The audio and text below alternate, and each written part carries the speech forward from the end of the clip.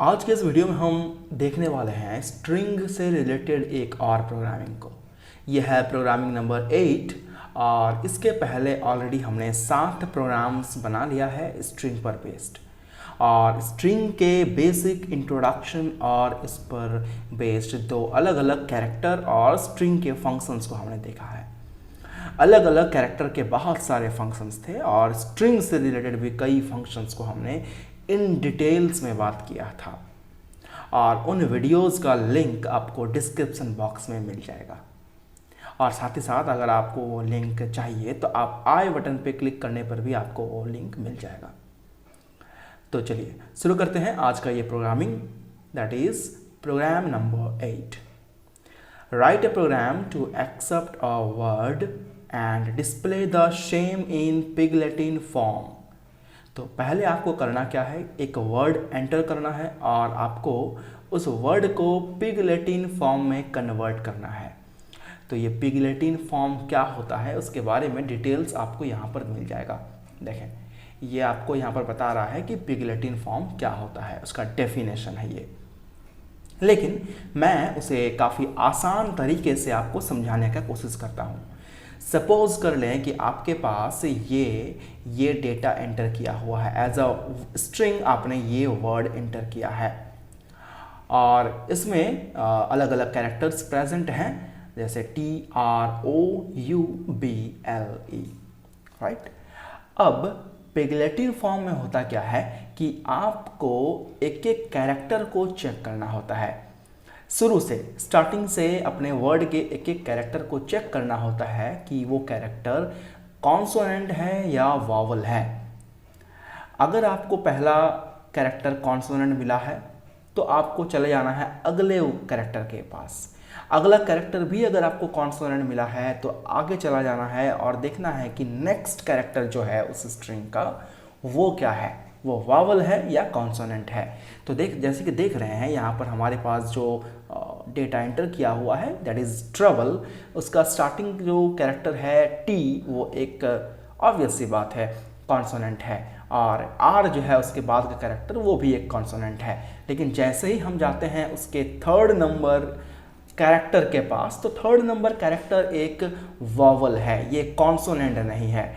तो जैसे ही हमें वॉवल मिल जाती है तो करना क्या होता है, उस वॉवल के पहले जितने भी आपके कैरेक्टर्स कॉन्सोनेंट्स थे उन कैरेक्टर्स को आगे से हटा करके उसे इस स्ट्रिंग के लास्ट में ऐड कर देना होता है। जैसे कि ये स्ट्रिंग हमारा ट्रबल है तो ख़त्म हो रहा ई के साथ, तो ये टी और आर जो है ये आपका शुरू में से हट जाएगा और आकर के ये लास्ट में इसको ऐड कर देना है।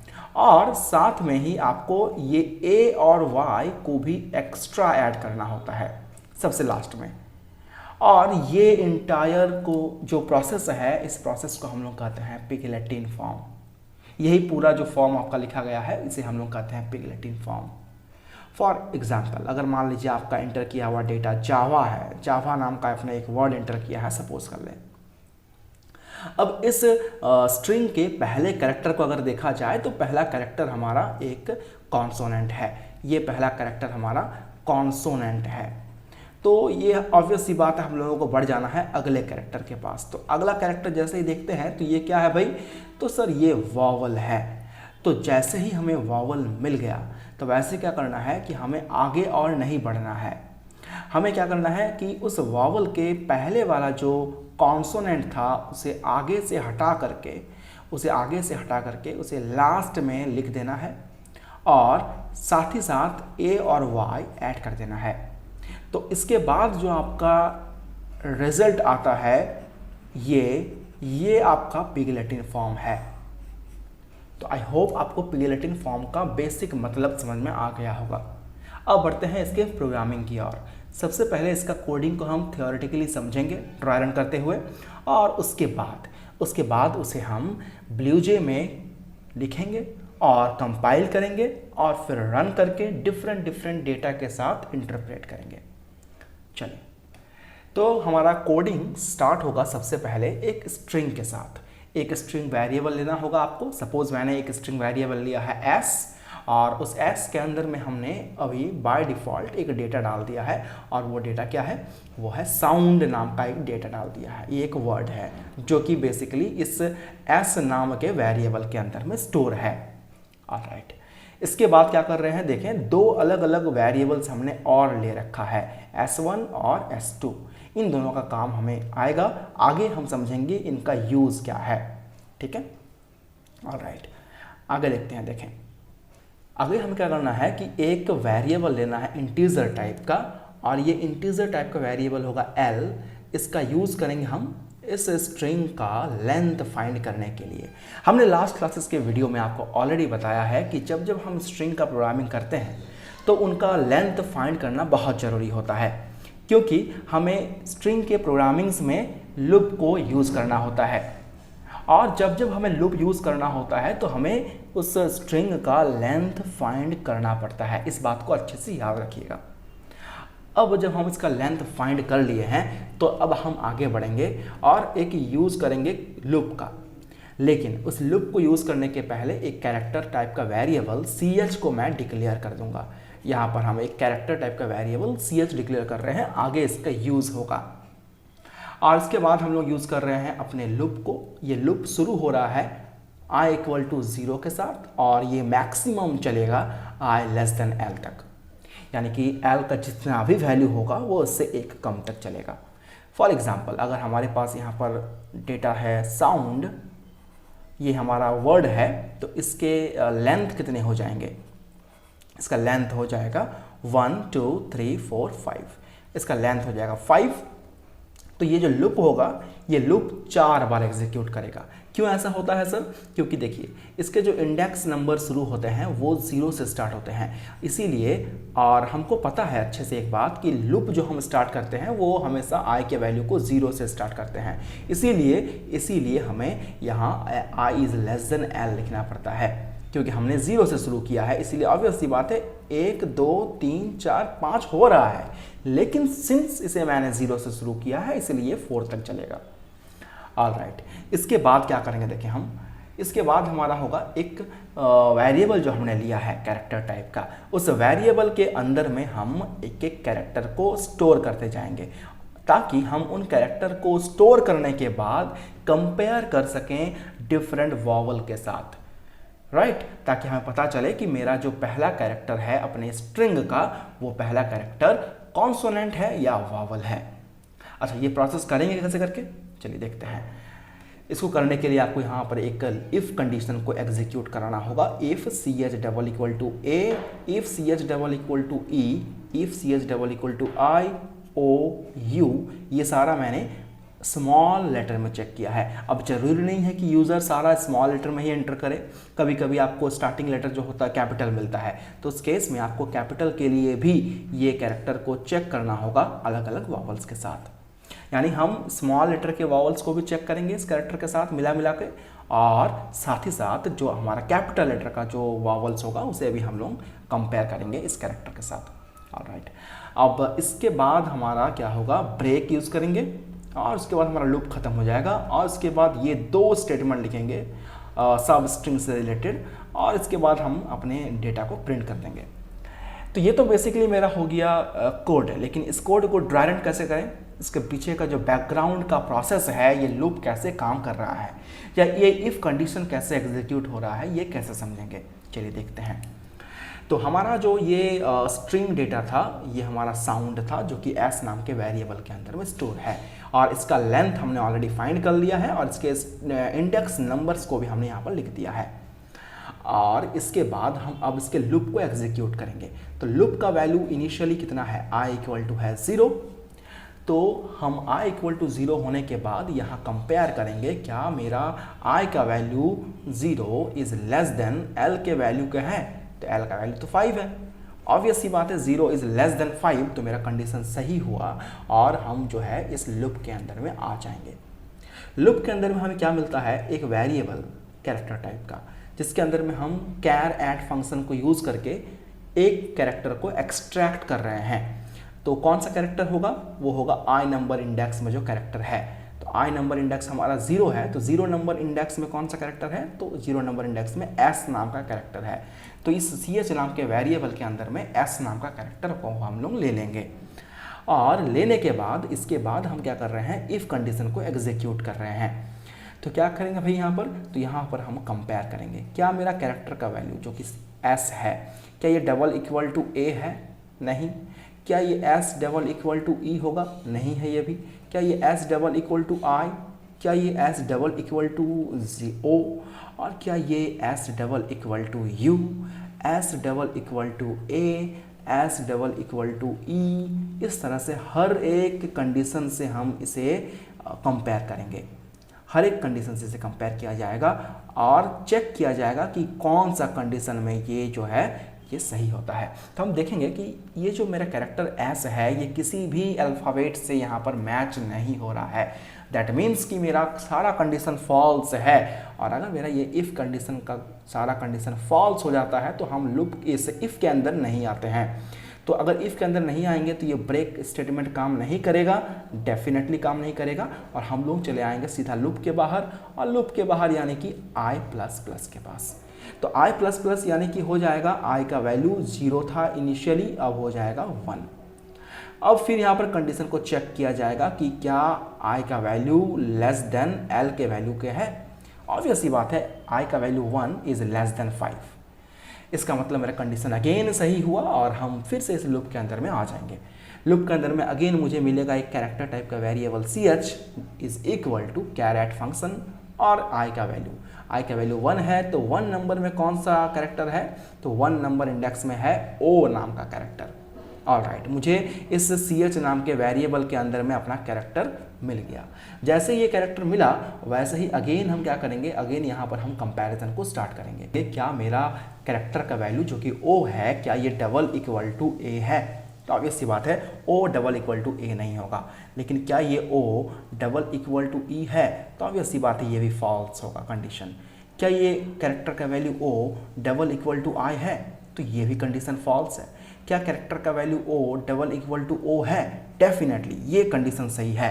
जैसे ही ये कंडीशन हमें सही मिल जाएगा तो वैसे ही हम आगे जो है ये सारे स्टेटमेंट को इग्नोर कर देंगे, ये सारे स्टेटमेंट और फर्दर एग्जीक्यूट नहीं होगा। सिंस हमारा ये इफ़ कंडीशन सही हुआ है तो हम इस इफ़ कंडीशन के अंदर आएंगे और मुझे मिलेगा एक ब्रेक स्टेटमेंट।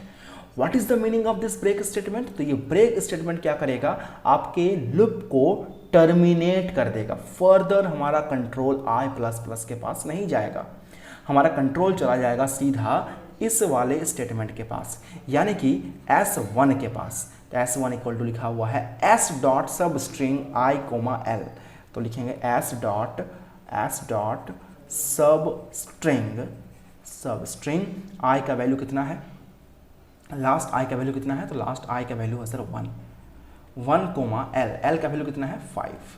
ऑलराइट, तो इसका मतलब क्या होगा, S1 के अंदर में क्या स्टोर होने वाला है, तो S1 के अंदर में स्टोर होने वाला है पहला जो इंडेक्स होता है उसे हम लेते हैं और लास्ट जो इंडेक्स होता है उससे एक कम करते हैं, यानी कि ये 1 नंबर से ले करके आपका जो 4 नंबर तक का जितना भी स्ट्रिंग वैल्यू है उसे हम स्टोर कर देंगे S1 नाम के वेरिएबल के अंदर में।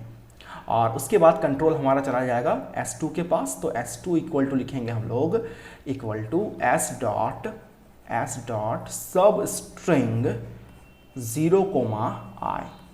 दैट मीन्स व्हाट, 0 और कोमा I का वैल्यू कितना है सर, तो I का वैल्यू हमारे पास 1 है लास्ट, तो I का वैल्यू वहाँ 1 लिखेंगे। तो इसका मतलब क्या होगा कि शुरू वाला इंडेक्स तो लेना है और लास्ट वाला इंडेक्स से एक कम कर देना है, यानी कि 1 - 1 इक्वल टू 0।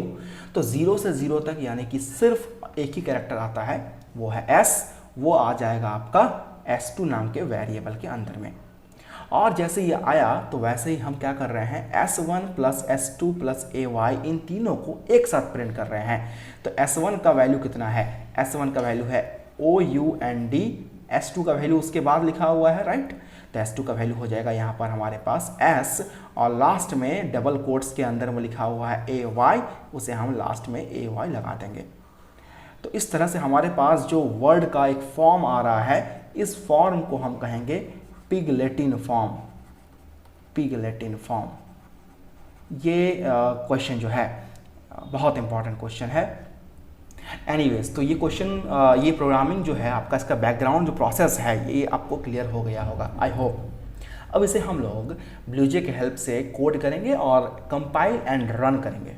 तो चलिए चलते हैं ब्लूजे के स्क्रीन पर। तो जैसा कि आप लोग देख रहे हैं, हम लोग अपने कंप्यूटर के ब्लूजे के स्क्रीन पर आ चुके हैं और सबसे पहला हमारा काम होगा एक न्यू क्लास क्रिएट करना। तो हम लोग न्यू क्लास में क्लिक करते हैं और एक न्यू क्लास क्रिएट करेंगे। हमारा ये प्रोग्रामिंग नंबर 8 है, तो prog8 हम इस क्लास का नाम देंगे और इसके अंदर में जो कोडिंग करना होगा वो मैं आपको बताता हूँ। जो भी आपके पास ये स्क्रीन आएगा, यहाँ आपका लिखा हुआ जो भी डेटा होगा Ctrl+A और बैक स्पेस से आपको सारा डिलीट कर देना है। सबसे पहला काम हमारा होगा import java.util.scanner और इसके बाद हमारा क्लास का नाम जो कि prog8 है। इसके बाद हमें करना होगा public static void main and इसके अंदर लिखना होता है string args और इसके अंदर में हमें करना होगा स्कैनर क्लास का एक object create, scanner sc equal to new scanner. इसके अंदर लिखना होता है system.in एंड इसके बाद हम एक मैसेज डिस्प्ले करेंगे, लेकिन उसके पहले कुछ वेरिएबल्स जो हमें इस प्रोग्रामिंग्स में चाहिए होगा उसे हम डिक्लेयर कर लेते हैं। जैसे कि हमें एक वेरिएबल चाहिए होगा स्ट्रिंग टाइप का, सपोज s नाम का वेरिएबल है, और एक वेरिएबल चाहिए होगा s1, आपको थ्योरी याद होगा, मैंने आपको अभी अभी बताया, और एक वेरिएबल चाहिए होगा s2। इतने सारे स्ट्रिंग वेरिएबल्स चाहिए और कुछ कैरेक्टर वेरिएबल चाहिए होगा जैसे कैरेक्टर ch और एक चाहिए आपका इंटीजर i, l। इतने सारे हमारे पास टोटल वेरिएबल्स ज़रूरत पड़ेंगे। और इसके बाद हमारा होगा system.out.println। हम एक मैसेज डिस्प्ले करने वाले हैं यूज़र के लिए, इंटर योर वर्ड। ये एक मैसेज जाएगा, इससे क्या होगा s is equal to sc.next line. इससे क्या होगा कि यूज़र को समझ में आएगा कि उसे एक वर्ड एंटर करना है। हमने जब वर्ड एंटर कर दिया, अब इसका लेंथ फाइंड कर लेते हैं। तो l is equal to s.length length. तो हमने इसका लेंथ फाइंड कर लिया और लेंथ फाइंड करने के बाद का काम क्या होगा, हमें एक लूप एग्जीक्यूट करना है। तो i इज इक्वल टू शुरू किए थे हमने 0 के साथ, i is less than l and i plus plus. Alright, और इसके बाद हमें एक कैरेक्टर चाहिए था जो कि ch है, इज इक्वल टू s.char@ और ब्रैकेट में लिख देंगे i। और इसके बाद हमें चेक करना होगा कंडीशन को, if ch double equal to a और ch double equal to ae। और इसके बाद हमें चेक करना होगा कि ch is double equal to i और इसके बाद ch is double equal to o और इसके बाद ch is double equal to u। Alright, तो a e i o u ये हो गया मेरा स्मॉल लेटर के लिए, और यही सेम मैं इसे कॉपी कर लेता हूँ और मुझे इसे दोबारा से काम करना होगा कैपिटल लेटर के लिए। राइट, यही सेम काम करना है हमें कैपिटल लेटर के लिए। तो मैं यहाँ पर इसको कॉपी एंड पेस्ट कर दिया और मैं इसे यहाँ पर लिख देता हूँ लॉजिकल और जहाँ पर आपको स्मॉल लेटर दिखेंगे वहाँ पर आप कैपिटल लेटर करना होगा। ऑलराइट, तो यहाँ पर ई हो गया कैपिटल में, ये हो गया आपका आई कैपिटल में, यहाँ पर आपको अपना ओ को कैपिटल में करना होगा और लास्ट में आपके पास है यू। ऑलराइट, आपने सारा कंडीशन डाल दिया और इसके बाद हम क्या करेंगे, ब्रेक को यूज़ करेंगे। Alright, fine. और इसके बाद हमारा जो है यहाँ पर लूप क्लोज हो जाएगा और लूप क्लोज होने के बाद s1 is equal to s.substring i, l। Alright, s2 is equal to s.substring और ब्रैकेट में होगा 0, i। और ये मैंने क्यों किया, इसके पीछे का क्या मीनिंग है, इसके बारे में ऑलरेडी मैंने आपको थियोरेटिकल पार्ट में ड्राई रन करके समझा दिया है।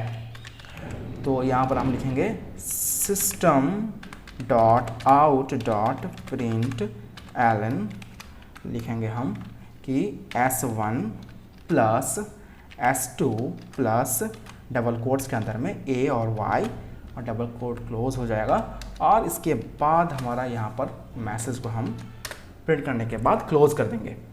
और आप चाहो तो यहाँ पर एक साथ में मैसेज भी दे सकते हो। ये मैसेज दोगे कि pig latin form is equal to pig latin form is equal to, और ये आपका हो जाएगा प्लस। ऑलराइट, तो ये हो जाएगा मेरा पूरा कंपाइल करने के बाद देख लेते हैं कि इसमें कोई एरर तो नहीं है, बिल्कुल नो सिंटैक्स एरर। देन से क्लोज करूँगा मैं, और इस prog 8 को मैं रन करने वाला हूँ। और ओके करने पर ये मेरे पास एक रन स्क्रीन आएगा जहाँ पर मुझे बोला जा रहा है कि इंटर योर वर्ड। तो सपोज़ मैं जो वर्ड आपको वहाँ एंटर किया था वही वर्ड मैं यहाँ एंटर करता हूँ, ट्रैवल। तो पिगलेटिन फॉर्म में क्या हो जाएगा, OUBLE और TR जो शुरू में था वो लास्ट में आ गया, और AY को मैंने लास्ट में ऐड किया था, वो लास्ट में ऐड हो गया। तो ये जो फॉर्म आपको दिख रहा है दैट इज़ एक्चुअली पिगलेटिन फॉर्म। आप चाहे कोई भी इस तरह का कोई भी वर्ड डालो, आपको ये डेटा दिखेगा। सपोज कर लो कि आप डालते हो एप्लीकेशन, तो इसके लिए भी अप्लाई होता है। सिंस एप्लीकेशन का स्टार्टिंग कैरेक्टर ही एक वॉवल है, इसीलिए ये कुछ रिप्लेस नहीं हो रहा है, सिर्फ एप्लीकेशन के लास्ट में A और Y ऐड हो जा रहा है। ठीक है, चलिए एक और कोड इसका हम डालते हैं, डेटा सपोज कंप्यूटर। इसमें क्या होगा, तो ऑब्वियस सी बात है कि स्टार्टिंग कैरेक्टर जो है C, ये एक कॉन्सोनेंट है, तो वो आगे से हट जाएगा और वो जाके ऐड हो जाएगा लास्ट में, और फिर हम लोग A और Y को ऐड कर देंगे। तो फाइनली जो बनेगा ये पिगलेटिन फॉर्म होगा। तो आज के इस प्रोग्रामिंग में जितना भी कोडिंग्स आपको बताया गया, और जितने भी इसके पीछे का जो डेटा था, जितना भी इसके पीछे का ड्राई रन था, वो समझाया गया। आई होप आपके लिए बेनिफिशियल रहा होगा। अगर आपको ये समझ में आया है, अगर आपको ये वीडियो पसंद आए तो लाइक करिएगा, अपने दोस्तों के साथ शेयर करिएगा, और अगर चैनल पे नए हो तो डेफिनेटली सब्सक्राइब जरूर करिएगा। और उसकी सब्सक्राइब बटन के जस्ट बगल में आपको दिखेगा एक बेल आइकन, उसे प्रेस जरूर करिएगा ताकि आपको अगले वीडियो में नोटिफिकेशन पहले ही मिल जाए। और जाते जाते मैं आपको एक ज़रूरी बात बता देना चाहता हूँ कि मैं इस चैनल पर लाइव सेशन भी लेता हूँ।